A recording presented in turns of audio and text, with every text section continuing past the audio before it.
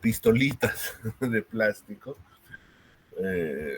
porque desde luego los mecanismos de defensa hacen una alegoría a cómo el yo, o sea, nuestra estructura psíquica más primaria, se defiende ante las agresiones. Esta es una frase que yo les ruego que la copien, la recuerden y la tomen en cuenta porque es desoladoramente verdadera. Un psiquiatra, dice, es una persona que estudia medicina, como cualquiera de nosotros, pero no la practica porque en unos años no van a poder ponerse ni siquiera un estetoscopio de la manera correcta, y ejerce la psicología aunque no la ha estudiado. Esta es una dama Babcock del siglo XIX que efectivamente apuntó de manera muy crítica lo que ahora hacemos y desempeñamos, ¿no?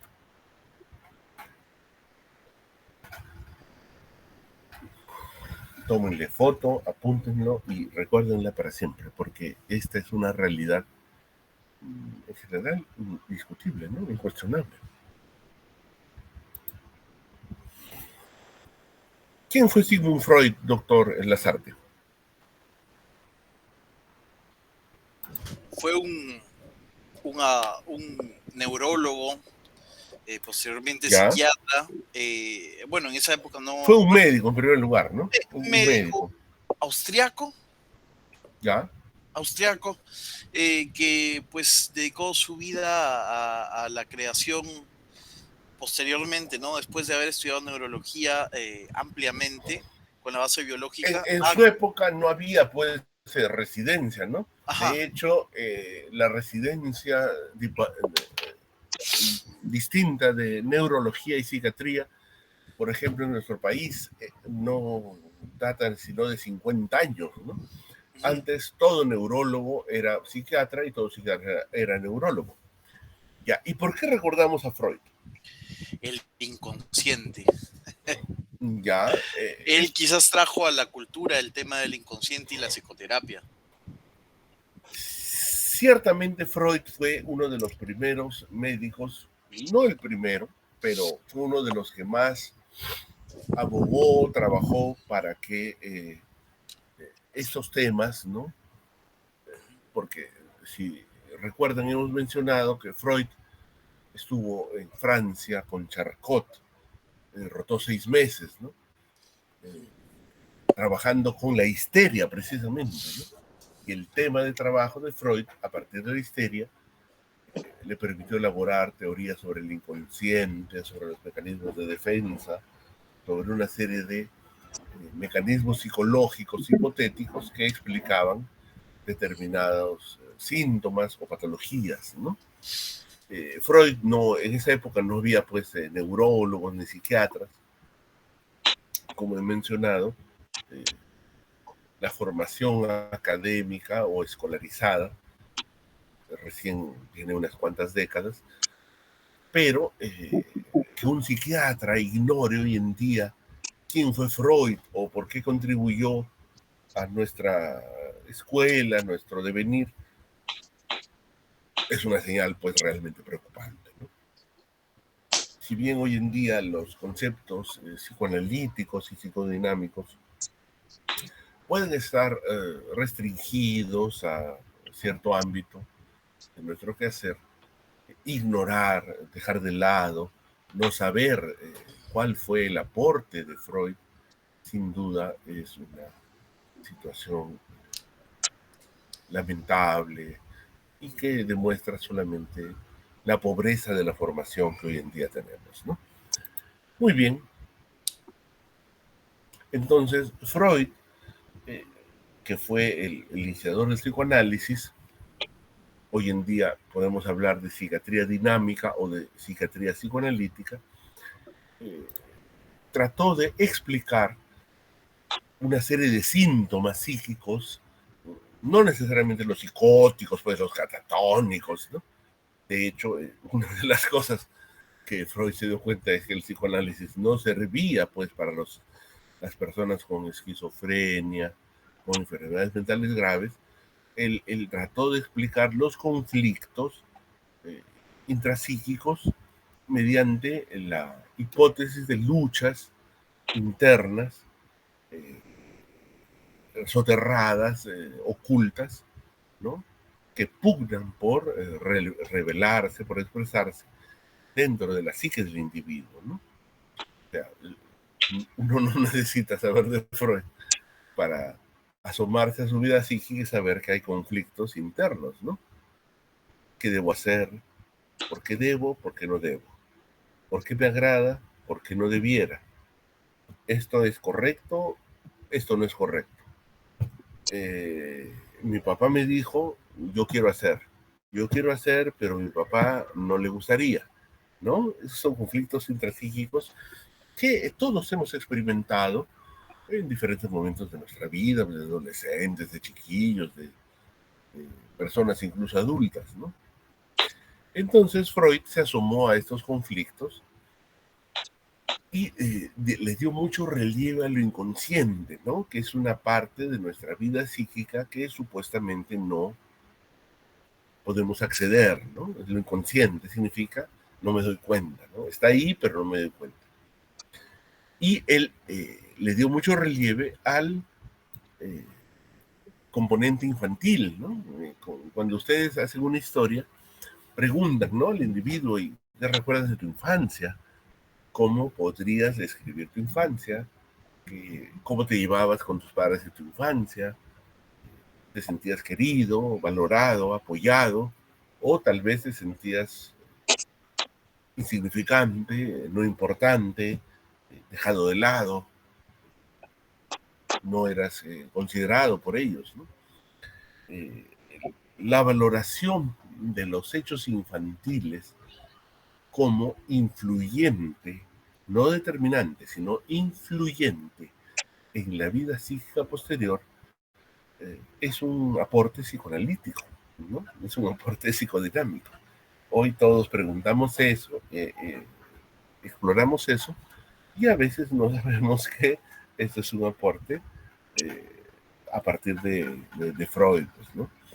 La relevancia de los hechos tempranos de nuestra vida como influjo posterior en nuestros afectos, en nuestros sentimientos, en nuestras decisiones y en nuestros vínculos, ¿no?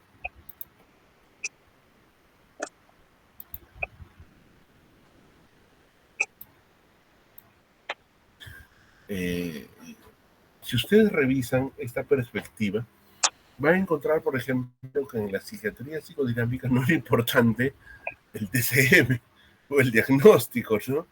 No, lo que importaba era tratar de entender individualmente cada situación a partir de sus complejos, de sus influjos tempranos, de sus mecanismos de defensa, ¿no? De hecho, en esta perspectiva, los mecanismos de defensa no eran per se patológicos, ¿no? O sea, ¿cómo afronto un sufrimiento, una dificultad, una angustia? No era per se patológico, sino que dependía de cómo esto se adaptaba a las circunstancias, al contexto, etcétera, ¿no?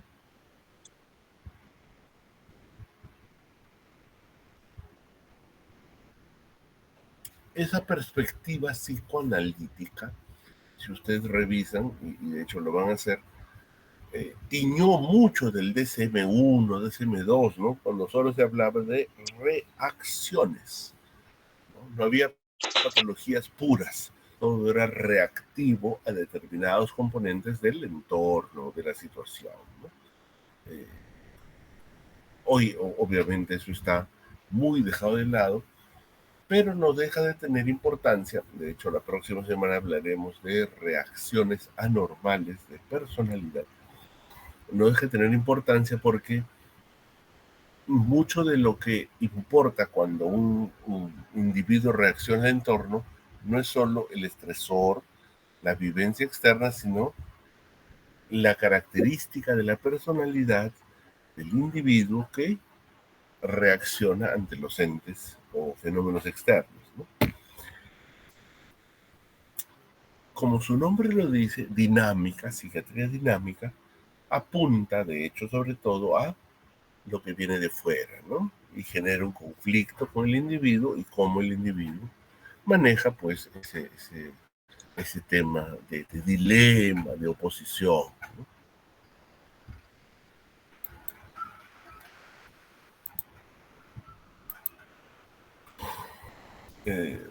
Por ejemplo, Freud tiene un libro que se llama Psicopatologías de la cotidiana, donde trata de demostrar cómo en nuestra existencia diaria cualquiera de nosotros puede revelar a través de determinadas conductas ciertos componentes internos, soterrados, escondidos, aún conflictivos, y que asoman por descuido o en ciertas circunstancias, como este fenómeno que todos ustedes ya han visto, ¿no? Cuando un congresista, un político jura por Dios y por la plata, ¿qué está sucediendo? Eso se llama acto fallido, ¿no es verdad? O sea, el individuo en el fondo está pensando pues en la plata, pero involuntariamente, sin querer, lo expresa cuando jura, cuando hace pues su juramento, su ritual, ¿no? Entonces, este es un componente, un fenómeno que Freud describe en la psicopatología de la vida cotidiana, ¿no? O sea, en mayor o menor medida, nuestros asuntos inconscientes, soterrados, secretos, van a asomar pues en una u otra circunstancia, porque todo lo oculto, escondido, no se puede reprimir pues de manera constante y perfecta, ¿no? Entonces, el acto fallido es cuando el individuo expresa abiertamente, por error, sin querer, lo que por dentro ha soterrado, ha escondido, ¿no? Ha encubierto, ¿no? Ustedes han visto que eso ya no ha sido solo una cosa de un congresista de hace un par de décadas, ¿no? Y cada vez es más frecuente, ¿no? ¿Por qué? Bueno, porque la gente que asume un cargo político está pensando no solo en una responsabilidad excelsiórica, ¿no? Sino simplemente en el beneficio económico, ¿no? Por eso juran por Dios y por la plata. ¿Por qué se les escapa eso de por la plata?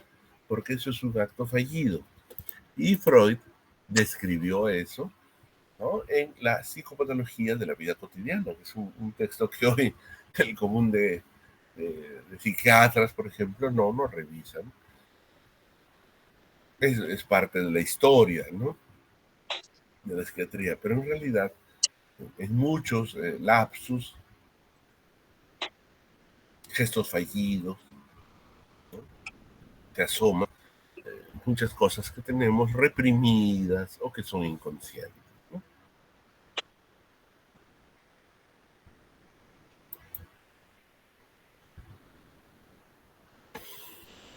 En la psiquiatría psicodinámica, y esto ustedes lo van a revisar porque es una introducción, una invitación a profundizar, tenemos un modelo de la mente, ¿no? Que es el que estamos viendo en esta lámina, ¿no? El superyo, el yo y el ello. Normalmente, cuando uno revisa estos temas, se encuentra esa terminología, ¿no? El yo, el superyo y el ello. El superyo, que es como el angelito que se asoma a uno de nuestros hombros,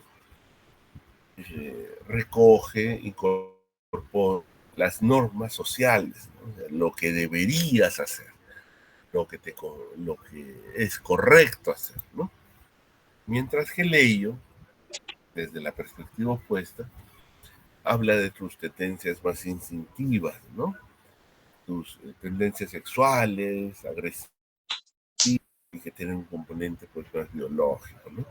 Y esto tiene que ver con el principio del placer.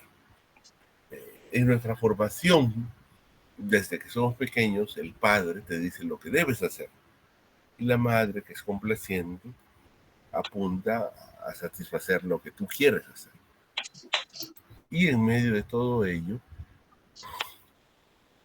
entre y el ello está, que es una estructura que debe desarrollar con una maduración, con la vida adulta, ¿no? El yo es una estructura adulta que relaciona al individuo con la realidad. O sea, está entre el super yo y el ello, ¿no? Busca el placer, pero a la vez evita el dolor. Y integra lo que te dice el super yo, o sea, ese angelito en uno de tus hombros, versus el ello, que es el diablito en uno de tus hombros, ¿no? En términos muy caricaturescos, si queremos, esto es lo que describía la psiquiatría psicodinámica de Freud, ¿no? O sea, el yo es la estructura a la que todos accedemos, de la cual somos plenamente conscientes, pero que está en un conflicto entre el super yo, lo que debes hacer, y el ello, que es lo que tú quieres hacer, ¿no? Eso lo podemos considerar de manera estereotipada como el modelo dinámico de la mente. Esta es una contribución psicoanalítica. No, ahí está. El ello son los instintos. No, no, no. No es el doctor Sagasti. Ahí está la doctora Jenny Calero. Disculpe, buenas tardes. Doctor, buenas tardes. Hola, doctora. Ya ve, ¿por qué no debe llamar a Abelito Ampelio III a su criatura? Ahí está. El ello son los instintos. El super yo es la moralidad. Y el yo es la realidad, ¿no? Estamos entre nuestro ello y nuestro super yo. Esa es una estructura que en general debiera ser equilibrada, armónica, etc., ¿no? ¿Qué sucede? Estas tres instancias, ello, tendencias instintivas, super yo, moralidad, y el yo, que es el yo real, la circunstancia en la que vivimos, no están armónicamente conjuntadas, ¿no? Armonizadas, ¿no? Por eso el mundo intrapsíquico viene a ser, como cualquiera de ustedes sabe, un lugar de conflicto entre estos tres ámbitos, ¿no? El yo, el super yo y el ello, ¿no? El ello con tus tendencias instintivas, el super yo con tus principios orales y el yo en medio, ¿no? Asentado en la realidad. El conflicto entre estos tres móviles produce angustia. Y esa angustia la advierte al yo, le avisa, le informa que hay necesidad de mecanismos de defensa. Estos mecanismos de defensa pueden estructurarse como síntomas neuróticos si hay otras carencias en el yo. O sea, puede sonar pues teórico, ¿no? Un poquito rebuscado, pero en general, como hipótesis de trabajo, es cierta, ¿no?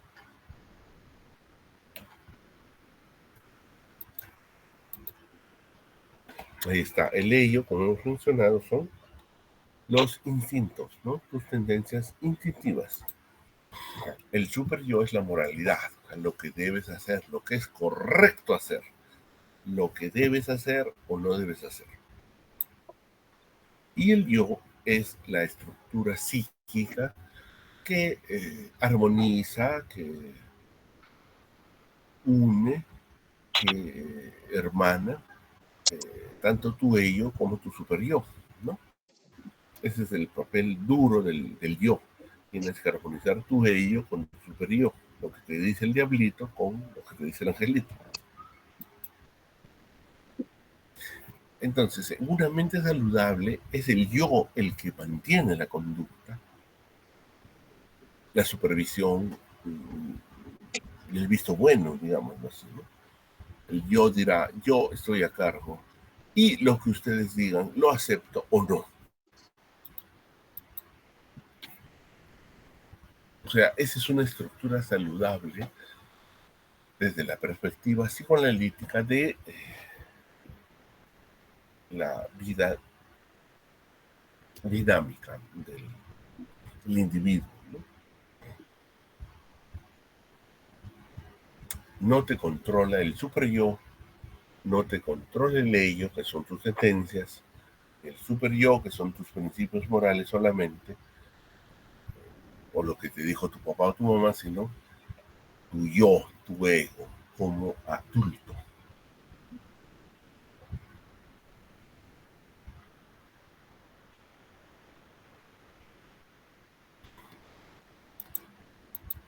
En cambio, cuando tenemos una vida neurótica, vamos a encontrar que muchas veces el superyo controla, ¿no? Dice, yo estoy a cargo y ustedes no están aquí para hacerla bien.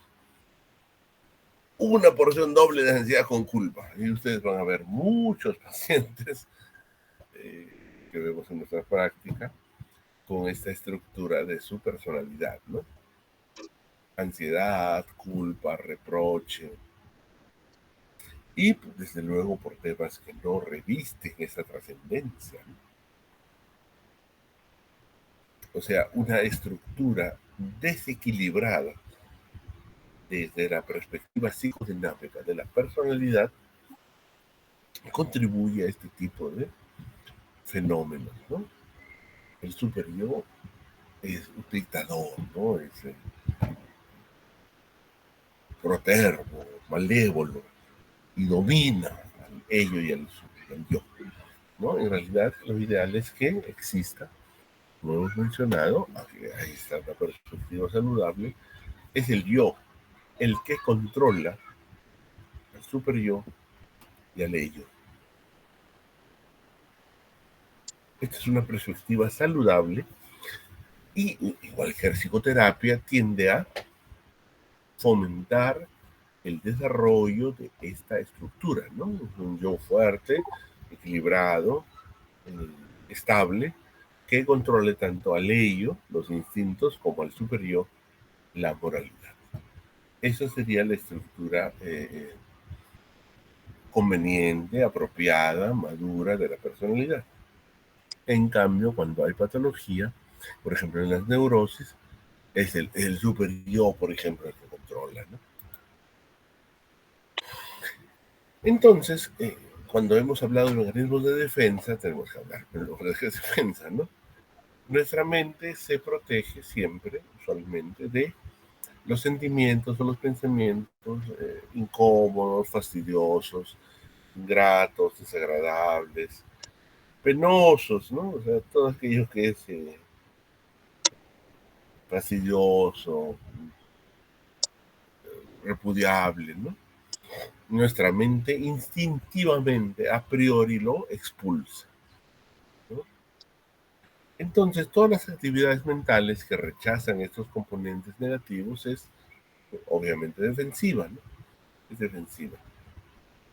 Por lo tanto, todos tenemos mecanismos de defensa al margen de cualquier clasificación nosológica o caracterológica. Y como vamos a ver, al margen de que uno pues asuma la perspectiva psicoanalítica o psicodinámica, todos tenemos mecanismos de defensa. ¿Por qué? Porque nuestro yo se protege siempre, ¿no? De cualquier componente psíquico que amenace, fastidie, trastorne, ¿no? Ahí está. ¿Qué es desagradable para nuestro yo? La tristeza, la angustia, la ansiedad o la ira, ¿no? O sea, todo componente que intrínsecamente revista esta carga emocional va a generar mecanismos de defensa. ¿Por qué? Porque al yo, como es obvio, no le gusta sentirse triste, ansioso ni colérico. Eso es la perspectiva psicodinámica, ¿ya? Entonces, los mecanismos de defensa de los que estamos hablando son los inconscientes, pero también va a haber mecanismos de defensa conscientes, ¿no? Algunos autores no los llaman mecanismos de defensa, sino mecanismos de afronta, o sea, cómo tu psique reacciona ante la amenaza, ya sea voluntaria o involuntariamente.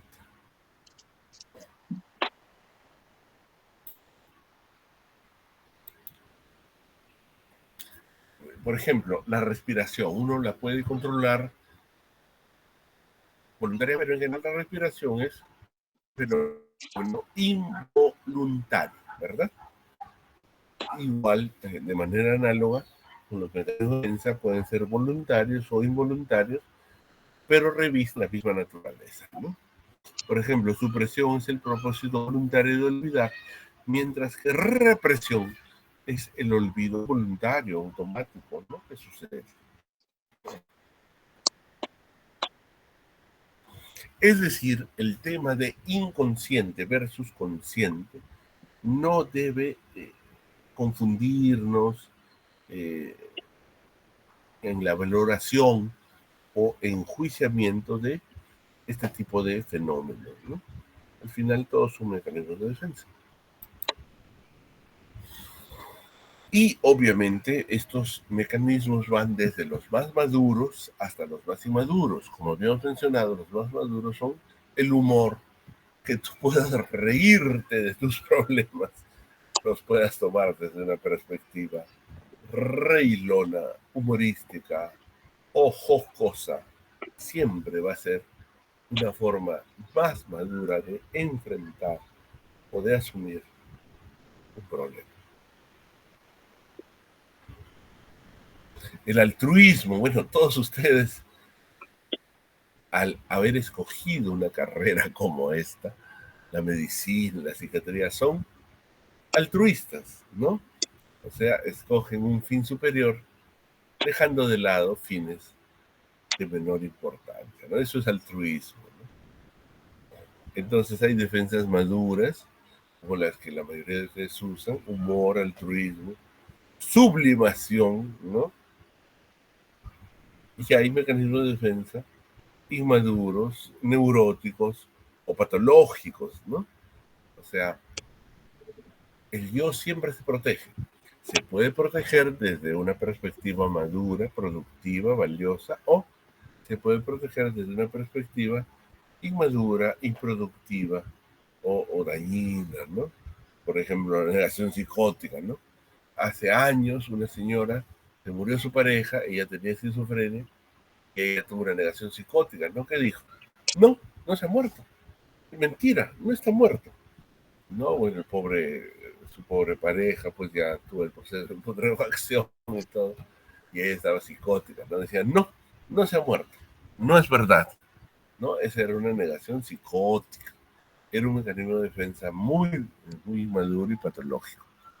En cambio, las defensas maduras, como las que comúnmente cualquiera de nosotros tenemos, el humor, ¿no? Reírte de tus dificultades, reírte de tus problemas, tomarlos con una vena humorística, etcétera, es mucho más maduro que la negación, pues absoluta de todo esto. Ahí está. O sea, los mecanismos de defensa tienen una graduación desde lo más inmaduro a lo más maduro. Y esta es una ejemplificación de cómo esto se estructura con un ejemplo.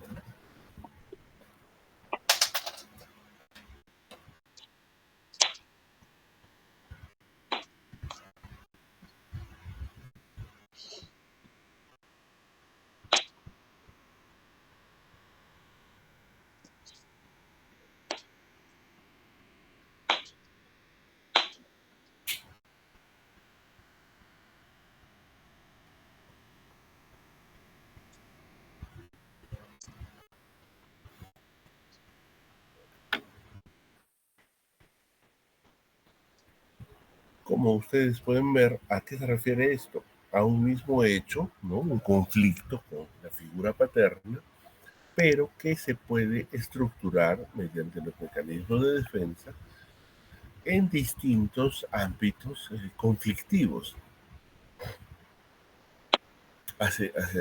Cuando yo recién empezaba la psiquiatría, encontré un paciente que negaba a su padre, pero no porque estaba psicótico, simplemente estaba enormemente resentido con su padre, no era psicótico. Después de un razonamiento, después de una argumentación, reconocía que era su padre, ¿no?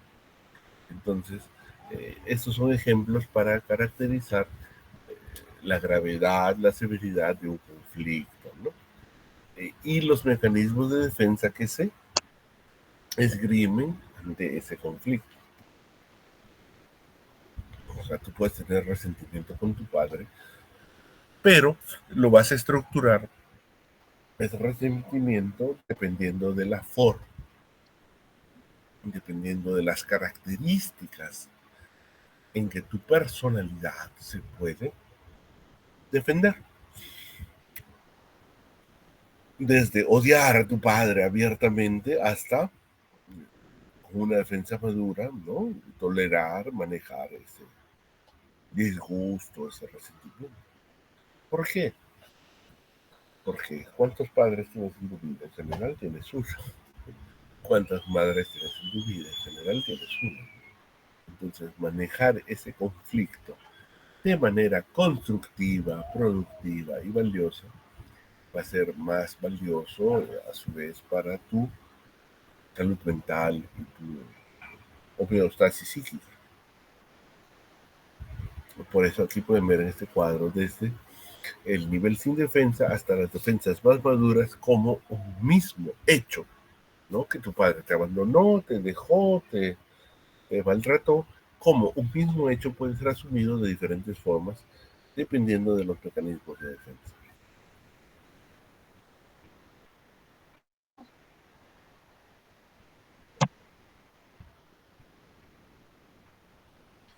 Doctor, acá he Diga. visto muchas veces en emergencia que hay pacientes, digamos, con esquizofrenia que dicen, no es mi padre, no es mi familia.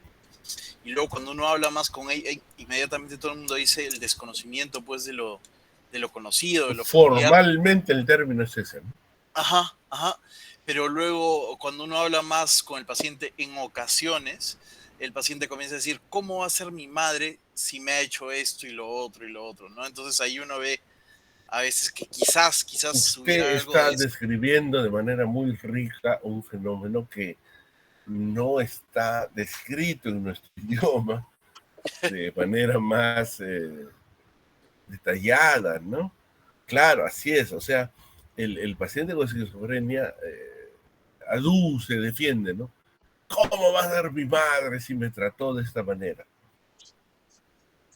Bueno, cualquiera de nosotros ha sido golpeado, castigado, resondrado, rezongado por su madre, ¿no? Y no eso nos lleva a desconocer a nuestra madre, ¿no? Entonces, este es un fenómeno que al menos entre nosotros requiere una mayor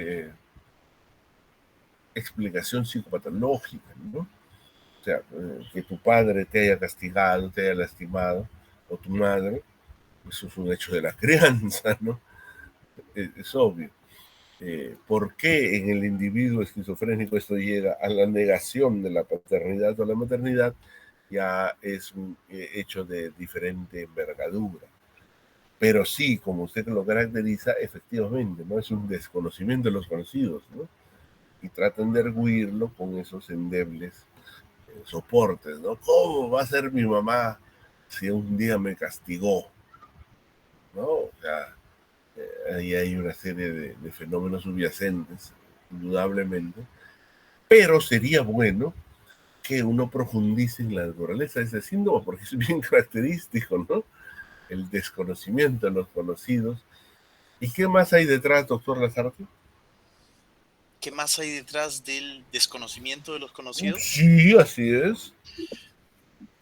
¿Qué más hay? Una alteración de la percepción, Ya. de una mente que interpreta, bueno, hay un mundo propio de relaciones entre las cosas, entre las Ya, personas. lo que formalmente se llama es inversión de De los afectos. inversión de los afectos. Inversión de los afectos. Así es, que es una característica finalmente del pensamiento esquizofrénico, de las Claro. vivencias esquizofrénicas, ¿no? O sea, todos hemos finalmente vivido un momento de que nuestra mamá nos castigue, nos humille, nos doblegue, nos haga sentir mal, ¿no? Pero usualmente uno no empieza a decir, es mi mamá, no es mi mamá, ¿no? Etcétera, ¿no? Esa inversión de los afectos es un fenómeno sorprendente, inexplicable, ¿no? Que sale de la comprensión normal y que por ello mismo apunta a una esquizofrenia. O sea, que nuestra mamá nos haya castigado, nos haya dicho cosas feas, no es tan frecuente y de hecho por ello somos psiquiatras que no forma parte de una vivencia patológica. Para las personas con esquizofrenia lo es, ¿no? ¿Cómo va a ser mi mamá si un día me insultó o me dijo cosas feas? Bueno, esa es una característica anómala de la experimentación de la vivencia usual y normal de la relación madre-hijo, ¿no? Ser Así es. psiquiatra es la sublimación de eso. Eh, Desde luego que sí, pero como diría el bolero, no toque ese disco, doctor, todavía. No toque ese disco, ¿no? Así es.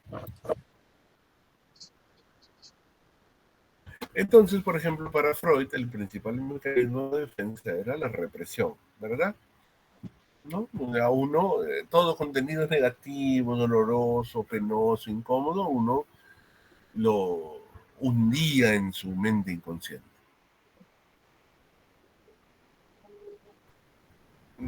De hecho, la represión era el principal mecanismo de la mente, ¿no? O sea, la mente por sí sola se defendía y escondía un contenido feo, doloroso, penoso.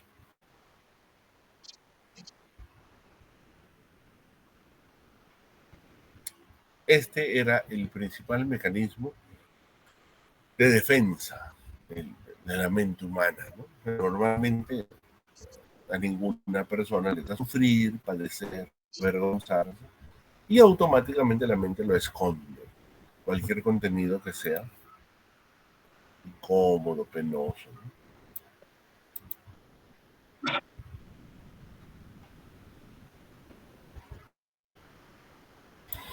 Los mecanismos de defensa inconscientes son automáticos, ¿no? Actúan rápido, sin que tú te asomes a ellos conscientemente, ¿no?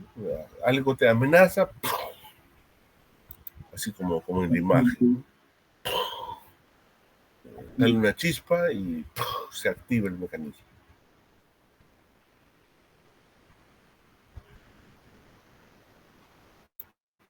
Y desde luego hay otros mecanismos de defensa que en cambio son conscientes, ¿no? Que algunos lo llaman mecanismos de afronta, ¿no? O sea, tú eres característicamente plenamente consciente de que están sucediendo, ¿no? Son más maduros y adaptativos que los mecanismos inconscientes de defensa.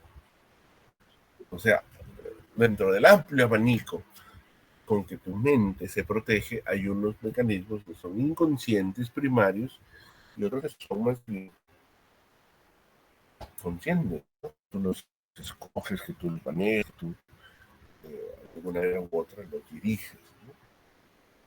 Eso es importante porque cuando ustedes revisen con más detalles psiquiatría psicodinámica se van a dar cuenta que efectivamente esto es así, ¿no? Hay mecanismos que uno no reconoce sino cuando han asomado y otros que tú escoges.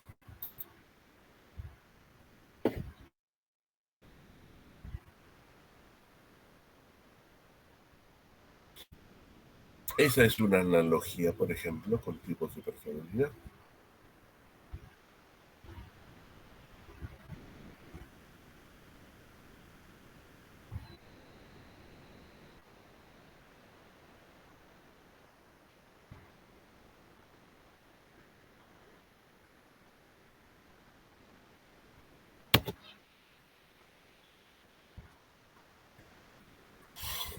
Desde luego, ahora hablando ya no de pepas y fármacos y neurotransmisores, nosotros como psicoterapeutas tenemos que conocer los mecanismos de defensa para, en general, aún sin ser pues, psicoterapeutas psicodinámicos formados, en general poder ofrecer una perspectiva constructiva a nuestros pacientes, ¿no? Ya sea que los interpretemos, o sea, le digamos, mira, tú haces esto por esto, tú reaccionas así por esto, ¿no? O sugerir nuevos mecanismos, ¿no? Es una terapia de soporte. O sea, confrontar o explicar. Confrontar o explicar.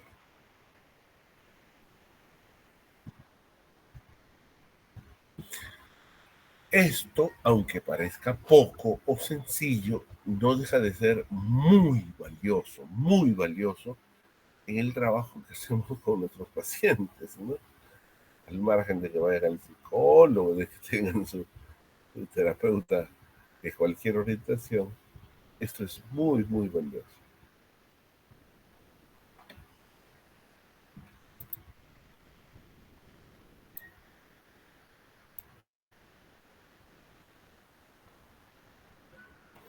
Hay mecanismos adaptativos que significa que son útiles, ¿no? Son valiosos, dependiendo de las circunstancias, de la realidad en el individuo se halla, y otros que en cambio son productivos, contraproducentes, etcétera. Valorar eso depende de las circunstancias. Por ejemplo, el duelo, ¿no? Hay gente que dice, yo no lloro, yo no quiero llorar. Y la semana pasada se ha muerto su papá. Bueno, le debe aclarar, ¿no? Es normal que usted llore. Es más, usted debe llorar. ¿Cómo si usted a alguien tan valioso no va a llorar? Lo normal es que usted llore, que usted diga, no hay problema, todo está bien. No, no, no, no, no. Vamos al extremo. Lo que usted llore, exprese su pasión. Entonces, aclarar cuando un mecanismo es adaptativo o no es imprescindible en el afronte del cuadro. Una persona llore, menos impulsa a considerar, no, ya aquí hay un problema. Pero si su familiar falleció hace un mes, es totalmente esperable, normal y comprensible que haya posibilidad.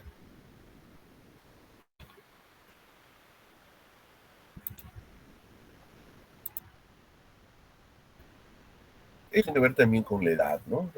Por ejemplo, un adolescente se disocia, ¿no? Eso de defensa bien primario, ¿no? Un adulto se disocia, no deja de ser pues un mecanismo de defensa, pero ya es más inmaduro, ¿no? Esto tiene que ver con la evolución del individuo, ¿no?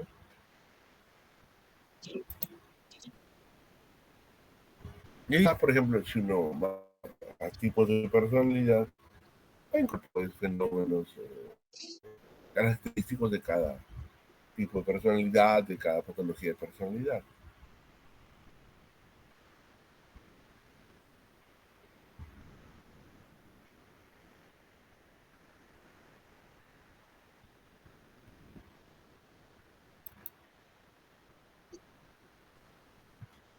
Por ejemplo, la proyección es un mecanismo de defensa tan sencillo, tan frecuente, tan recurrido, que a veces uno no se da cuenta cuando asoma nuestra vida psíquica, ¿no?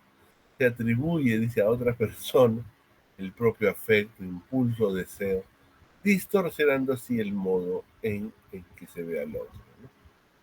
Eh, Eso tiene que ver mucho con lo que hemos dicho de la facilidad con que uno ve la paja en el ojo ajeno y no la viga en el propio, ¿no?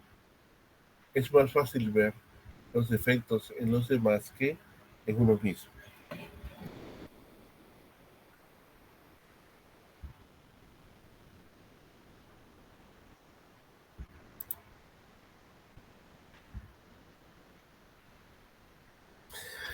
La decisión de qué habla, de, como su nombre lo dice, partir por la mitad la vida psíquica, ¿no? O sea, dicotomizar, escindir, separar a las personas en buenas o malas, ¿no? De evaluar o idealizar.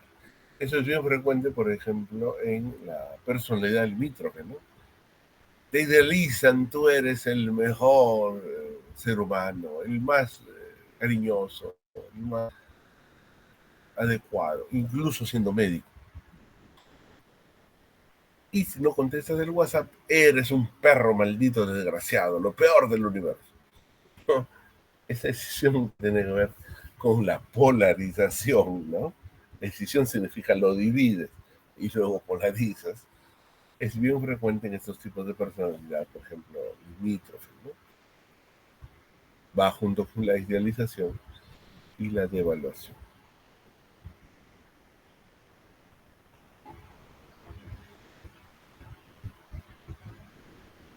Esto lo van a encontrar ustedes en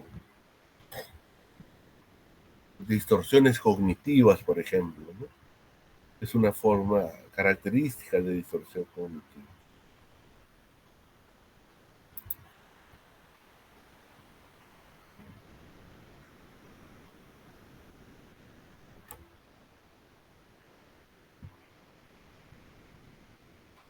La formación reactiva, que tiene que ver con una elaboración intrapsíquica, de tal manera que si tú rechazas a alguien dentro de tu mente, al final, por la incomodidad de sentir eso, acabas produciendo un sentimiento opuesto, ¿no? Eh, Algunos estipulan que la homofobia, ¿no? Es una forma de formación reactiva, ¿no? O sea, no es que te disguste tanto el, el, el homosexual, sino que en el fondo, pues, un homosexual que es homófobo, odia, desprecia, rechaza, ¿no? Pero en el fondo, pues, es un homosexual latente, ¿no?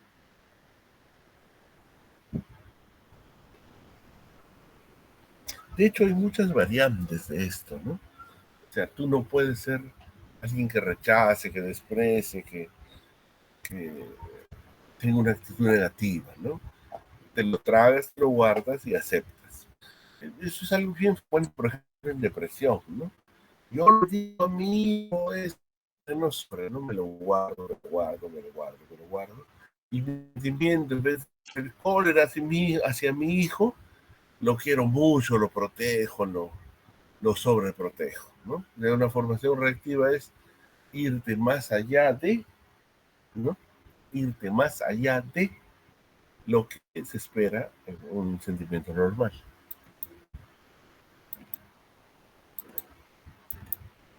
Por ejemplo, y esta es una sofisticación, usted puede revisar en Henry A. cómo se llega a estos extremos de la formación reactiva, ¿no?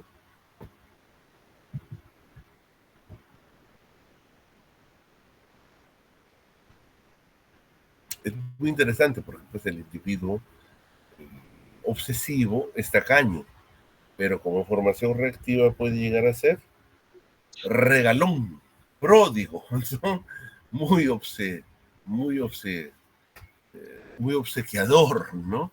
Entonces, pero si los tacaños son, los obsesivos son tacaños, ¿cómo este hombre es tan regalón?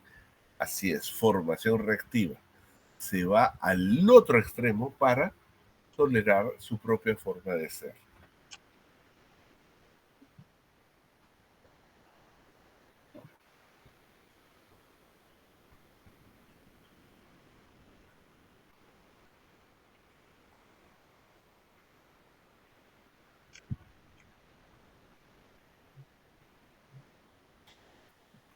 Es decir, la formación reactiva puede tener muchos niveles, ¿no? Este es solo un ejemplo, ¿no? Cómo se va a un nivel, de allí a otro y sucesivamente. El desplazamiento es algo que todos ustedes han hecho, ¿no? Si te grita el doctor Sagasti y te vas a tu casa y a quién gritas. A tu hermano, a tu pareja, a tu perro, ¿no? O sea, una emoción que no se puede canalizar con a quien la originó, la descargas en otro, ¿no? Es la clásica y eso lo vemos mucho, lamentablemente, si atrae niños. Eres igualito a tu padre, ¿no? O sea, la emoción que debió dirigirse hacia el padre se descarga hacia la criatura. Claro, un niño de 8 años no le puede decir a tu mamá, ¿y quién escogió? ¿Quién te dijo, no? Que te acuestes con ese señor para que sea mi papá. Pero ese es el fenómeno, ¿no? El desplazamiento. O sea, si hoy te grita el doctor Sagasti, llegas a tu casa y le gritas a tu pareja, eso se llama desplazamiento. Es un mecanismo de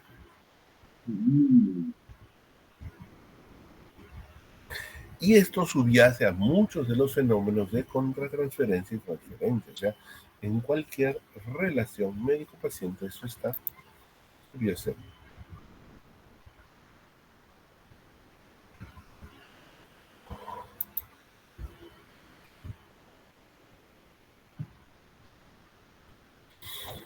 La negación tiene que ver con hechos traumáticos externos, ¿no? Como hemos descrito, no reportamos el caso hace años, ¿no? Una señora con un cuadro psicótico crónico que tenía a su pareja, que se murió, y ella decía, no se ha muerto, está vivo, déjenlo, va a despertar. Se le tuvo que hospitalizar para que el cadáver de su pareja fuera enterrado.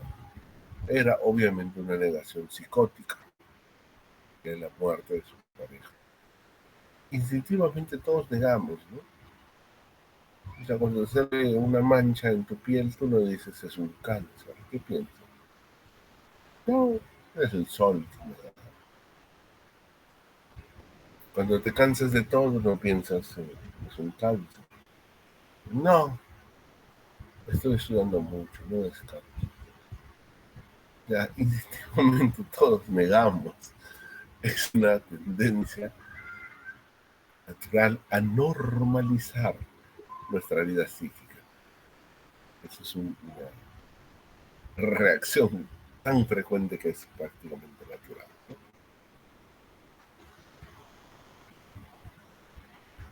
Por ejemplo, ustedes van a ver cuando roten niños hasta qué momento del desarrollo un niño no conoce lo que es la muerte, ¿no? O sea que es importantísima, ¿no? Un niño de 4 años sabe lo que es la muerte, no. Un niño de 10 años sabe lo que es la muerte, sí. Ese transcurso es muy importante y valioso para entender cómo un niño puede negar la realidad. Identificación con el agresor, este es un fenómeno fascinante, ¿no? Yo recuerdo en mi infancia, mi padre, yo lo quiero mucho, es una gran persona, gracias, se me acompaña. Era muy rudo, muy castigador, ¿no? Y mi hermano empezó a jugar que él era nazi, ¿no? Rudo, castigador, violento, ¿no? Se identificó con el agresor. ¿Esto es que te protege? Del sufrimiento, pues, ¿no? O sea, si el agresor es fuerte, rudo, castigador, vamos, tú también lo eres. Eso te protege contra el sufrimiento, ¿no? Identificación con el agresor. Es una etapa hasta cierto punto normal, ¿no? O sea, tú te identificas con tu papá, que pega, que es rudo, que es violento, ¿no? Y más aún si es que esa realidad es pues ominosa, ¿no? Eso es identificación con el agresor.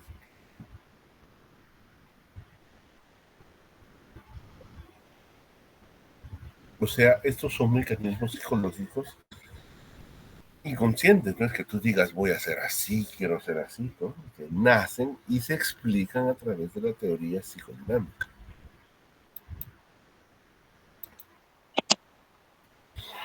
Este es un ejemplo que todos ustedes han probablemente experimentado, ¿no? Cuando yo era R1, en un caso clínico, me tocó entrevistar a un maníaco. Y por supuesto el maníaco me jaló de la nariz, me llevó para acá, para allá, no lo pude entrevistar, ¿no? Y el doctor Lat, que es nuestro maestro, me dice, a ver doctor, ¿cómo se ha sentido? Oh, y el paciente no colabora, ¿no? Es verborreico, disgregado, fuga de ideas.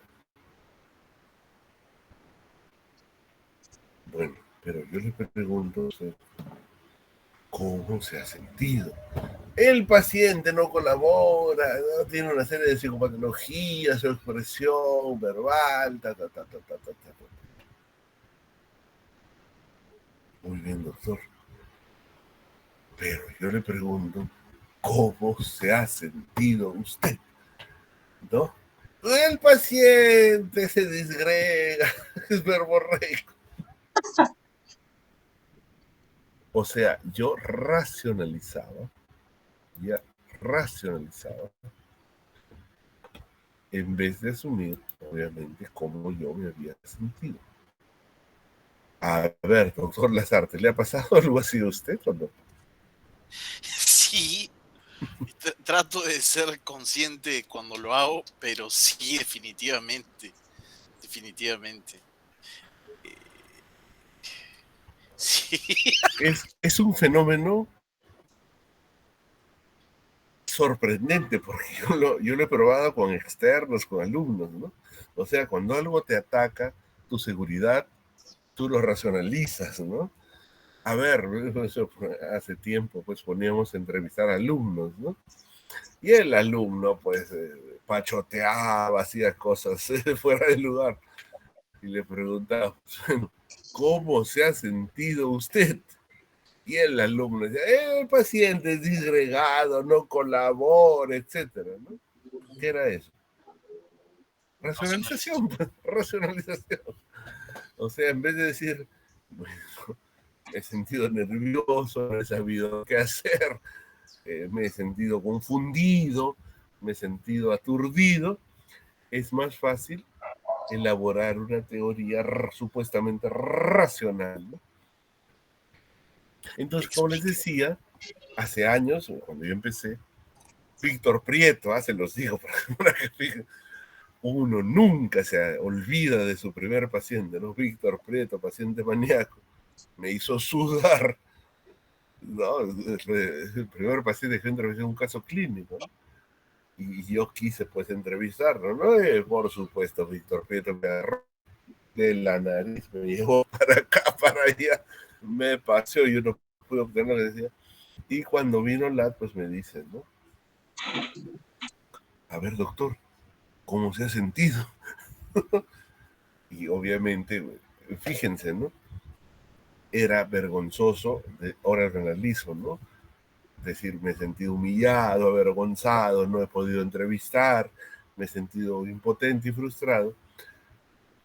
El paciente tiene fuga de ideas, no colabora, ¿no?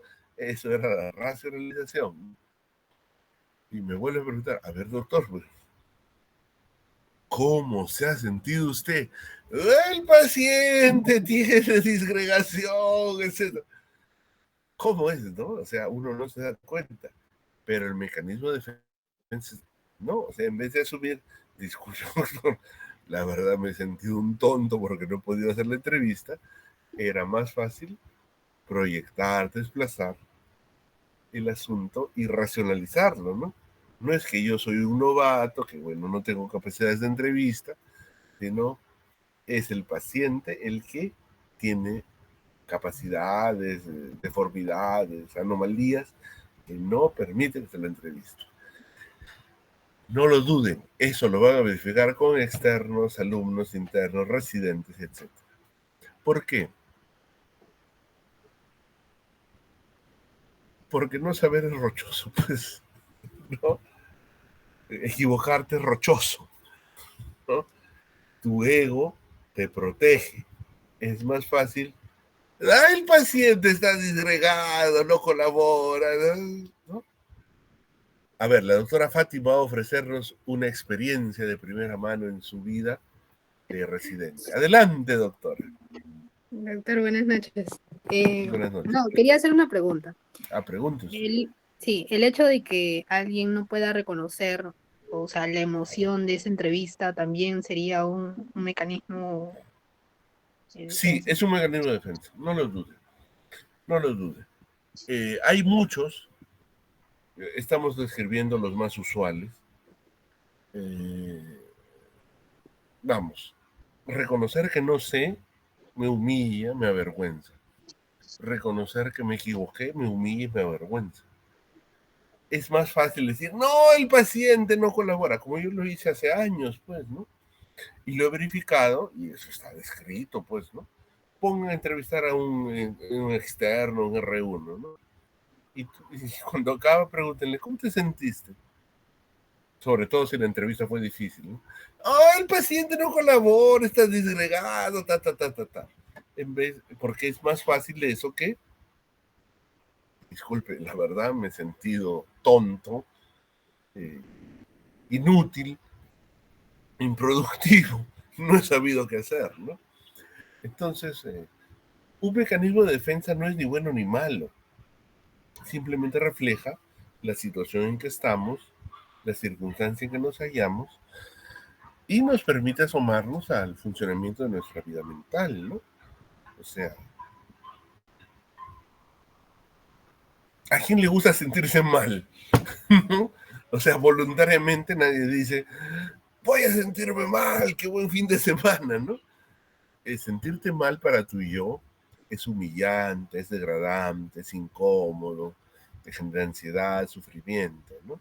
O sea, que tu yo se defienda no siempre es voluntario, muchas veces es involuntario, ¿no? Y sobre todo, vamos, ustedes colegas, y me alegra que ustedes sean pues gente que está empezando, ¿no? Cuando tú estás empezando, es normal, es frecuente, es usual que tú no sepas, que te equivoques, que te confundas, que creas que lo que estás haciendo es correcto cuando no es. Entonces, no es raro que tengas mecanismos de defensa que asomen más a menudo, ¿no? Oh, yo creí, yo pensé, yo supuse. Bueno, no es malo que tú creas o supongas. Simplemente es un fenómeno que se va dando dentro de tu proceso de formación, ¿no? Gracias, doctora Fátima. Muy bien, entonces estábamos en... Gracias, doctor.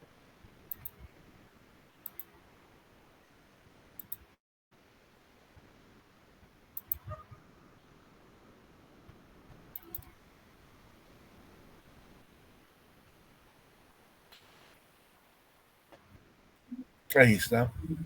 Es algo que eso nos pasa, ¿no? Hemos racionalizado, ¿no? Incluso yo me acuerdo, cuando esto me pasó, yo pues bien cínico, ¿no?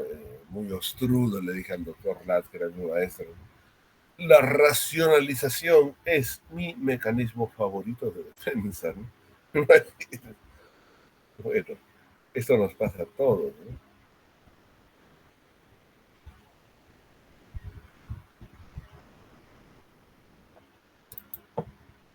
¿Qué significa esto? Nada, que estamos aprendiendo, que estamos madurando, que estamos creciendo. Intelectualización es un proceso similar, pero como su nombre lo dice, el individuo en vez de afrontar su realidad personal, se va a lo eh, intelectual, ¿no? En vez de hablar, oiga, su señora me dice que usted le ha sido infiel. Bueno, los primates en general son infieles. ¿No?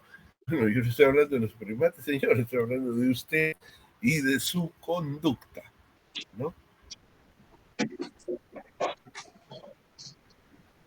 Eso es una intelectualización, que es un mecanismo de defensa, la verdad, muy frecuente.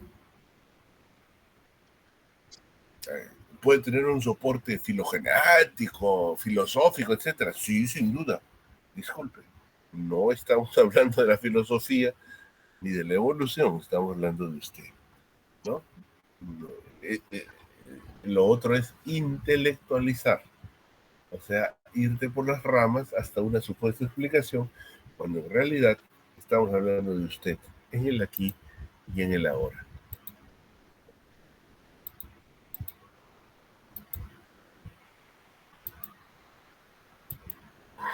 Este es un mecanismo complejo, la identificación proyectiva. Se ve muchas veces en personalidades limítrofes. Y ustedes se van a dar cuenta cuando empiezan a comportarse con cólera hacia la personalidad limítrofe, hacia la persona, hacia el individuo con personalidad limítrofe, ¿no? Aunque tú no te des cuenta, la personalidad proyecta hacia ti, o sea, te trata como si tú fueras malo.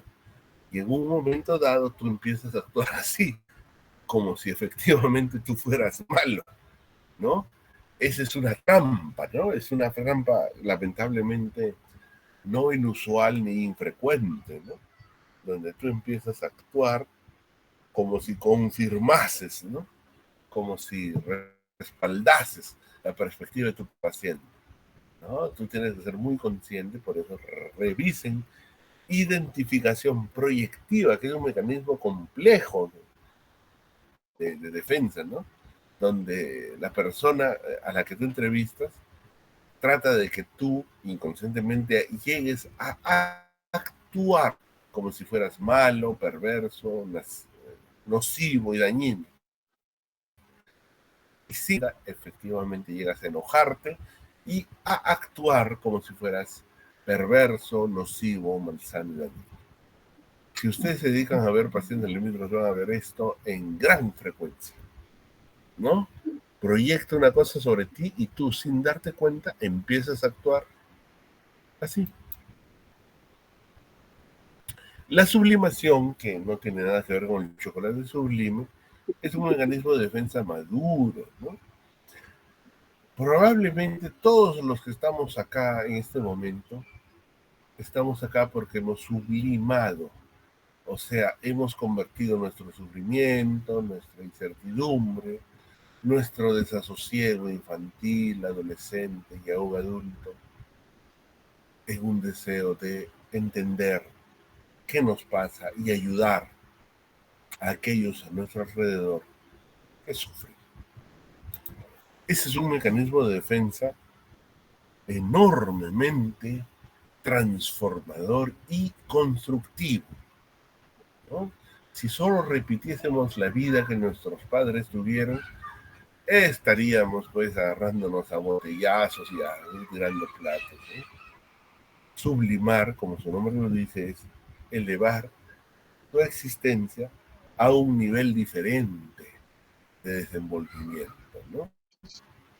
Este es un mecanismo maduro de defensa. ¿Qué significa maduro? Que se establece en personalidades que se han desarrollado adecuadamente, ¿no? O sea, en vez de quedarte en la violencia, en la agresión, en lo rudo, conviertes, transformas de manera productiva esa energía negativa en algo constructivo. En vez de odiar a mi mamá, seré psiquiatra. En vez de odiar a mi familia, seré psiquiatra.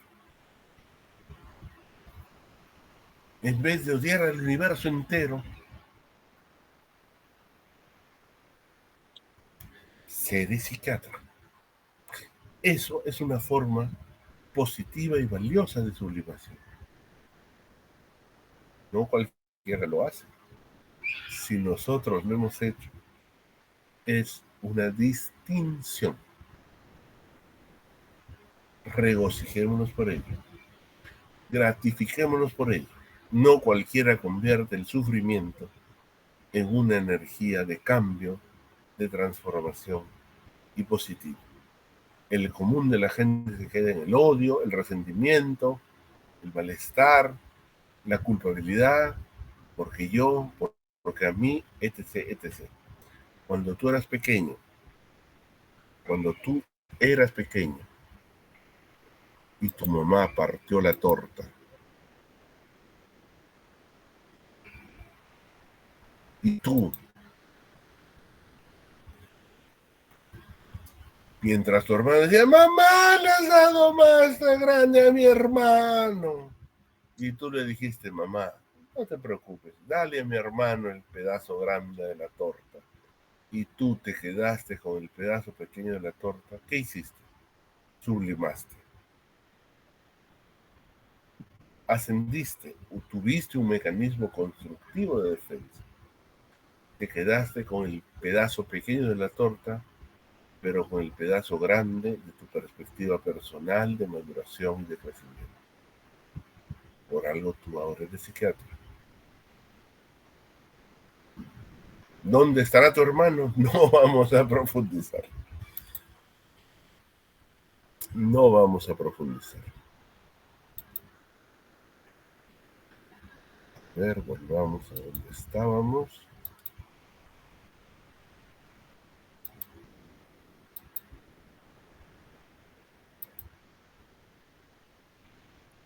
Doctor, Hola. eh, otra vez. Quería utilizar un mecanismo de defensa. Siempre que se Diga, estudia doctora. psiquiatría, o sea, siempre es esto de, se utiliza la sublimación. O sea, en todos los casos. La verdad que sí. De hecho, vamos a acabar citando una frase muy hermosa que va a explicar por qué estamos acá, ¿no? Bueno, hay textos importantes. Este de Glenn Gabart, mire, cuando yo llegué, ya vamos a cumplir 20 años, que llegué pues de Tangamandapio, ¿no? Hablando el idioma tangamandapiense, uno de los primeros textos fue el de la derecha, psiquiatría psicodinámica en la práctica clínica, ¿no?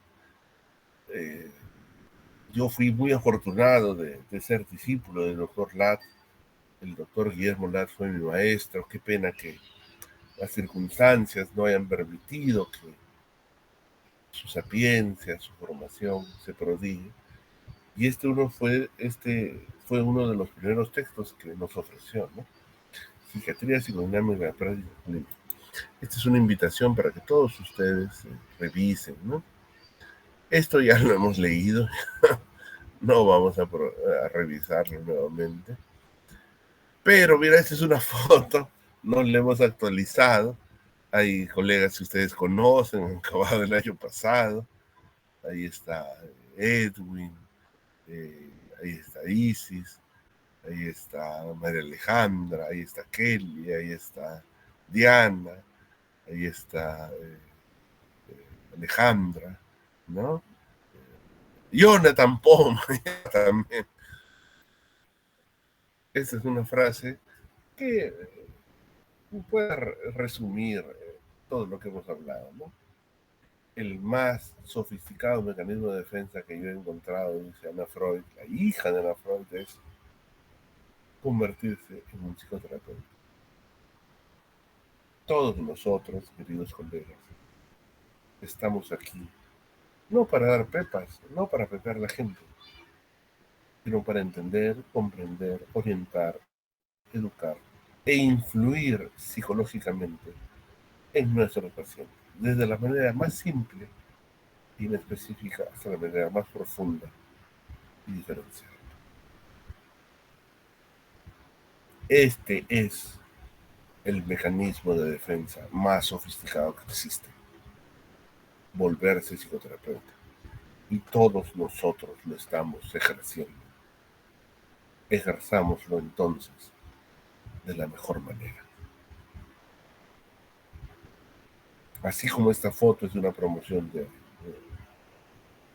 hace un año, podríamos poner la foto de hace 2 años, de 3 años, 5 años o casi 20 años, como yo llegué acá. Este es el mecanismo más sofisticado de defensa.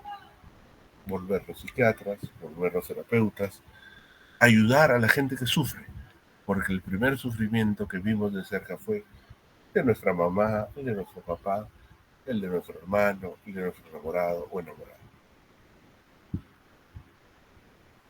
No lo olviden, hay que saber los fármacos y hay que manejarlos bien. Pero finalmente la medicina psicológica es un quehacer que nosotros hemos escogido con prescindencia de todo lo demás. No quisimos operar, ni meter tubos, ni lucrar. Quisimos ser médicos psicológicos, acercarnos al humano sufriente a través de su psicología, a través de su psicopatología, para ayudarlo. Y si es con pepas, en buena hora. Si no es con pepas, para entenderlo, para asomarnos a su psique sufriente, desde nuestra propia psique sufriente, y poder ser más.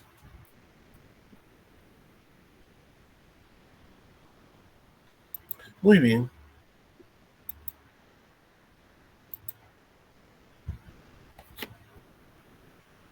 ¿Alguna pregunta o comentario de parte de ustedes, mis queridos colegas?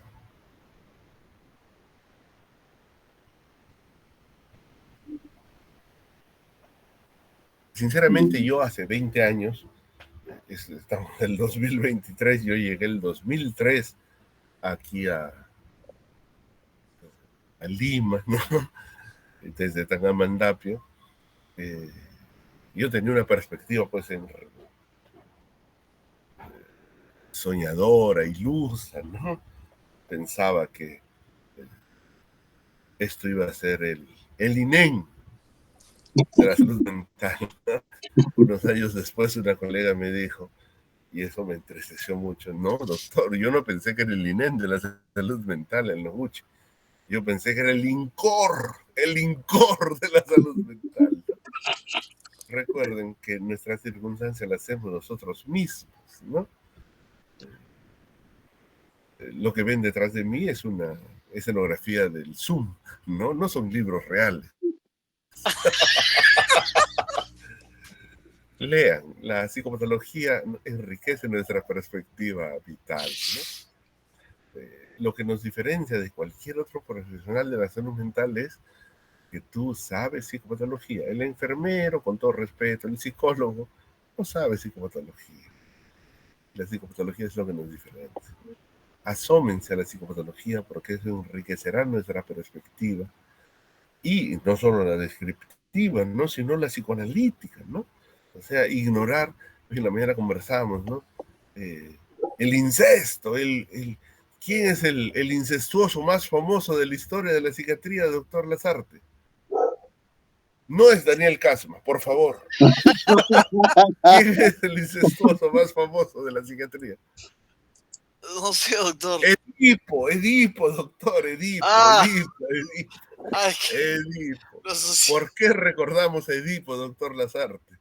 Porque se enamoró de su madre, mató a su padre, y bueno, el complejo de Edipo. Por el complejo de Edipo. Sí. Por el complejo de Edipo. Claro. La doctora Janet Quispe nos acompaña. Buenas noches. Sí, doctor, buenas noches. ¿Usted ha tenido hijo varón? No, tiene. Tengo dos, doctor. ¿Le notó el Edipo a su criaturita? Bueno, ya cuando tiene de su papá. Entre los 2 y 4 años, el niñito varón se mete entre papá y mamá, lo patea, lo bota, ¿no? Es una etapa normal del crecimiento entre los 2 y 5 años, ¿no? El problema es cuando tú ves Edipos de 40 años que llegan, ¿no? De la mano de su mamá, ¿no? Y esa es una contribución psicoanalítica, ¿no? O sea, hablar de Edipo y el incesto no es una aberración, una parafilia. Es recoger el enorme venero, ¿no? Que Freud brindó a nuestro quehacer hoy en día. Que hoy ignoremos lo que fue Freud y lo que contribuyó, solo habla de nuestra ignorancia, de nuestra pasividad, de nuestra displicencia, de nuestra dejadez. Y no debiera ser así, porque la psiquiatría es el conocimiento más amplio y pleno del ser humano. No la psicología, porque la psicología al final es la normalidad, ¿no? la psicopatología y la psiquiatría se asoma a lo más retorcido de la mente, que es la patología mental. Mis queridos colegas, la próxima semana nos encontramos, vamos a acabar el seminario con reacciones anormales de personalidad, que es un tema que normalmente se subsume en el pobrísimo, escueto y mendicante trastorno adaptativo, y con un tema que me imagino que debe ser de interés para todos, que es psicopatología orgánico cerebral, sobre todo el lóbulo frontal, el córtex prefrontal, ¿ya? Recuerden siempre, si hay una actividad privativa, excluyente del psiquiatra, es la psicopatología. Por lo tanto, es un orgullo, un deber, un reto que profundicemos en esto, ¿no? Psicofármacos usan un montón de gente. Psicoterapia hace un montón de gente. Psicopatología la debemos hacer bien nosotros. Ha sido un placer compartir esta tarde.